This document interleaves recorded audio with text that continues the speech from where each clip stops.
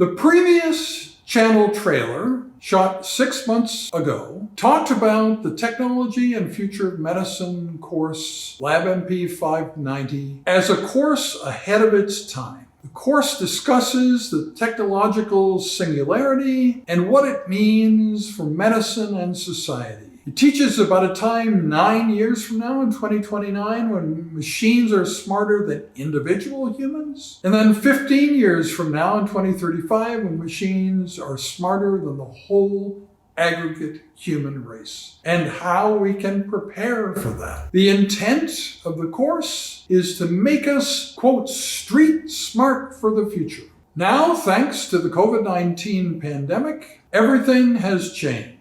And the course is now of mainstream relevance, relevant to the here and now. There has been an unprecedented rapid movement of activities to the online digital platforms, with progress made in the past 3 months exceeding what had been expected in the next 3 decades. While futurism was a niche interest 6 months ago, now COVID-19 has forced us to ask increasing questions about what the future holds, especially with regard to what place technology will hold in our lives in the future. There have been enormous changes in society in a very short time.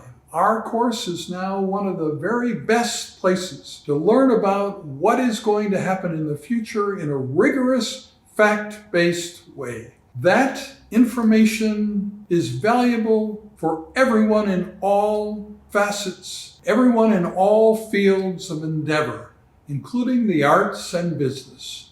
The course can be configured to the interests of the individual student and their individual areas of interest. The course is not just something of interest to those in science and medicine, and does not require a medical background. In an era when science facts have closed religious buildings around the world, almost everyone can use a little bit more science knowledge. That, mixed with futurism, is exactly what our course will offer. Join us to learn about the changed motivation of people brought about by the pandemic, and how this influences spending, decisions, and strategic plans, and what society's priorities will be in the future, what skills and attributes will be valued, and how working together with smart machines can be the winning strategy.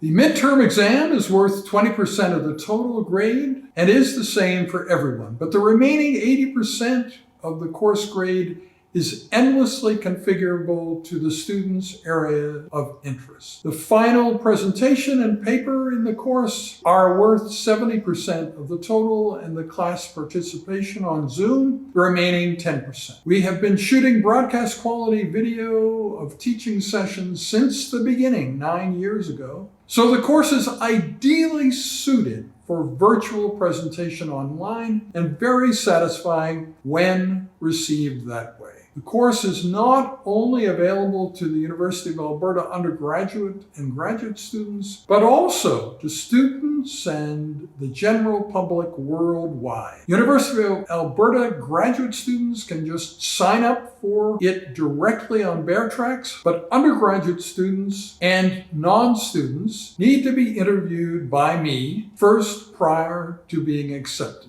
We have not yet rejected anyone, so it's a pretty low-risk enterprise. That can be done via Skype, FaceTime, or Zoom. We have the best and the brightest faculty teaching in the course, and the experience of meeting the other students is also very stimulating. Please join us for the fall 2020 or winter 2021 terms of the course. Listen to what Ashlyn Bernier has to say about her experience in the course.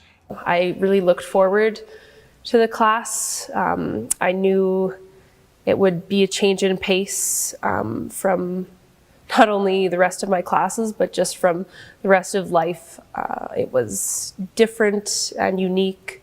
Every class had a different tone, so it wasn't the same all the way through. I really enjoyed not only the diverse and unique speakers that we had, but also the rest of the classmates. There was always a different group of people, it seemed, that would show up for any given lecture, and the half an hour of discussion that we would always have at the end of class was very interesting to hear the different ideas and thoughts on the lecture and viewpoints of the other students. So I felt that I got just as much out of hearing what they had to say as I got from hearing the different lectures.